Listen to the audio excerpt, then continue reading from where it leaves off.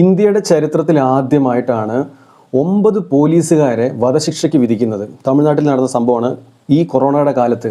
അതും പോലീസുകാരെ 2 തവണ തൂക്കിക്കൊല്ലണമെന്നാണ് വിധിച്ചിരിക്കുന്നത്. 2 തവണ. ഒരു മനുഷ്യനെ ഒരു തവണയെ കൊല്ലാൻ സാധിക്കുള്ളൂ. ഈ വിധി എഴുതിയ ശേഷം ആ ജഡ്ജി പേനയുടെ മോനെ കുത്തിയൊടിച്ചു എന്നാണ് പറയുന്നത്.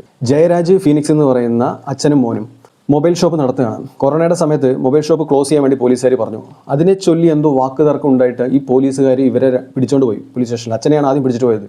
അച്ഛനെ പിടിച്ചിട്ട് പോയി എന്ന് മകൻ അറിഞ്ഞ് മകൻ ചോദിക്കാൻ ചെന്നു. മകനെയും പോലീസുകാർ പോലീസ് സ്റ്റേഷനിലിട്ട് ഉപദ്രവിക്കുകയാണ് ചെയ്തത്.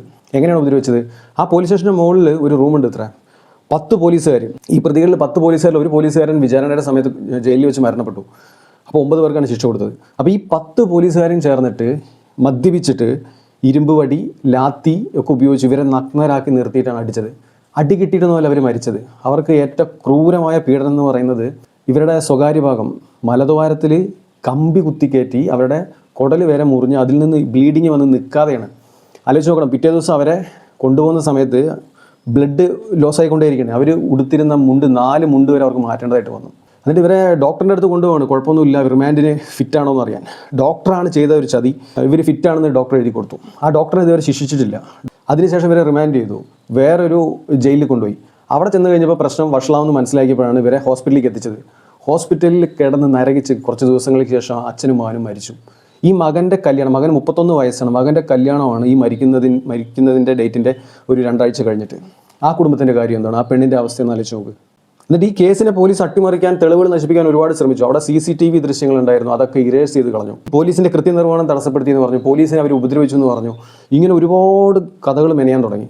പക്ഷെ എല്ലാം പാളി. അവസാനം കേസ് CBIയിലേക്ക് പോയി. ഇതിന് നിർണായകമായ മൊഴി കിട്ടിയത് അതേ സ്റ്റേഷനിൽ ജോലി ചെയ്തിരുന്ന ഒരു വനിതാ പോലീസിൻ്റെ മൊഴിയായിരുന്നു. രാത്രി മുഴുവൻ അവരായിട്ട് ഉപദ്രവിക്കുന്ന ശബ്ദം ഇവർ കേട്ടു.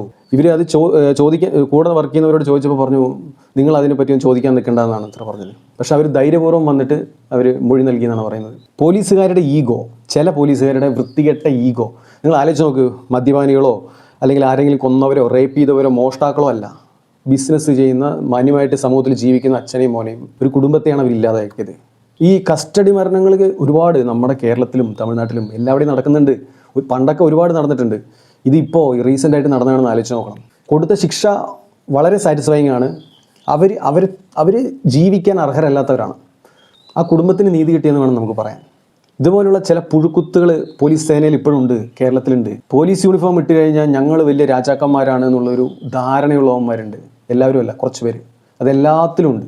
അവർക്കൊക്കെ നല്ലൊരു പാഠമാണ് ഈ വിധി എന്ന് പറയുന്നത്.